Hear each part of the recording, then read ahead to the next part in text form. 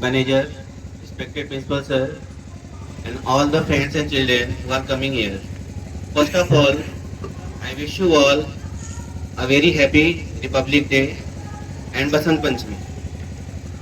I would like to start my speech with two lines Hindi slogan, and that is अमर तिरंगा शान से दुनिया भर में डोलेगा, अमर तिरंगा शान से दुनिया भर में डोलेगा, जहां गिरेगा लहू हमारा वंदे मातरम बोलेगा, वंदे मातरम बोलेगा।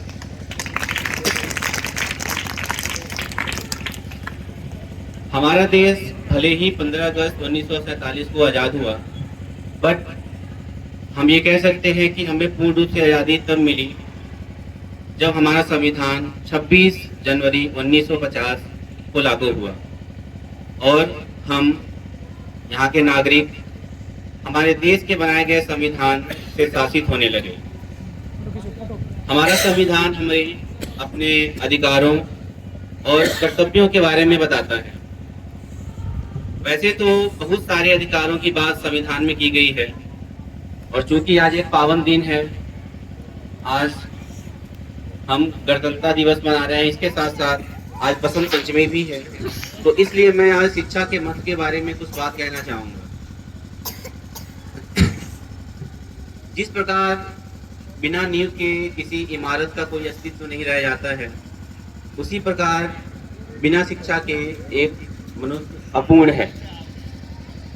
और शायद कहीं ना कहीं यही कारण है कि भले ही एक पिता अनपढ़ हो, बेरोजगार हो, लेकिन वो अपने बच्चों को अच्छी शिक्षा देना चाहता है, और इस वजह से वो दिन रात मेहनत करता है ताकि वो अपने बच्चों की फीस जमा कर सके, किताबें खरीद सके, अपने फटे पुराने कपड़े भले ही पहने, लेकिन वो अपने बच्चों को स्कूल में अच्छे यूनिफॉर्म में भेजना चाहता है ताकि उनका बच्चा है जो है वो अपने दोस्तों के बीच में अपने आप को छोटा ना समझे।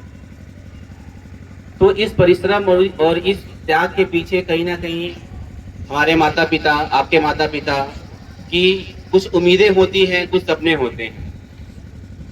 वो सपने जो शायद वो हमारे जो पेरेंट्स हैं वो इसलिए वो पूरा नहीं कर पाए क्योंकि उनके पास संसाधन नहीं था, उनके पास पैसा नहीं था, और वो अपने बच्चों को अच्छी शिक्षा इसलिए देते हैं ताकि वो उनके सपनों को पूरा कर सके, वो उनको एक अच्छी जिंदगी दे सके। इसलिए वो अपने बच्चों को पढ़ाता है, रात दिन मेहनत करता रहता है। और ये जो सपने हैं, ये जो उम्मीदें हैं, वो छोटी चीज नहीं है, वो एक बहुत ही बड़ी चीज है, और हमको इसको कभी भी मरने नहीं देना है, हमें हमेशा इसको जिंदा रखना है। जिंदा कौन रखेगा? एज ए टीचर हम रखेंगे, एज ए स्टूडेंट आपको रखना है। सबसे पहले हम अपनी जिम्मेदारी की बात कर लेते हैं।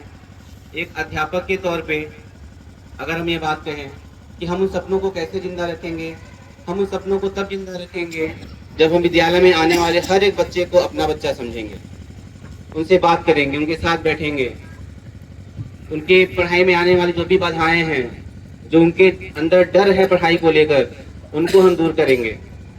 पढ़ने में प्रॉब्लम है, लिखने में प्रॉब्लम है, या जो भी प्रॉब्लम है, जब तक उनसे बात नहीं करेंगे इंडिविजुअली, तब तक हम उनको समझ नहीं पाएंगे, और उसके अकॉर्डिंग हम अपनी स्ट्रेटजी बनाएंगे, प्लानिंग करेंगे, तब हम उसका डेवलपमेंट कर सकेंगे।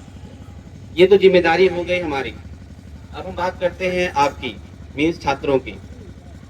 एक छात्र के तौर पे आप उन सपनों को जिंदा तब रखेंगे जब आप गलत चीज़ों से अपने आप को दूर रखें, परीक्षा में अच्छे नंबर लाएं, समाज में एक रिस्पेक्टेड प्लेस को आप गेन करें, और कुछ ऐसा काम करें जिससे आपके माँ बाप का सिर हमेशा गर्व से ऊंचा रहे।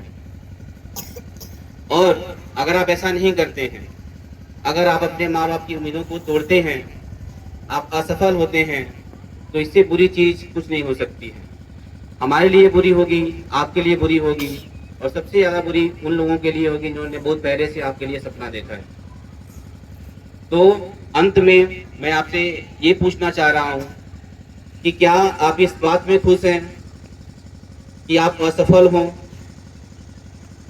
आप अपने मंजिल को ना पाएं, आपने अपने माँ बाप का पैसा बर्बाद किया और आपके माँ बाप का सिर हमेशा झुका रहे, या फिर आप इस बात पे खुश रहेंगे कि आपके माँ बाप जब भी आपका नाम लें, गर्व से नाम लें कि ये मेरा बेटा है या ये मेरी बेटी है। इन्हीं शब्दों के साथ मैं अपनी इस स्पीच को ख़त्म करता हूँ। जय हिंद, जय भारत, जय संविधान।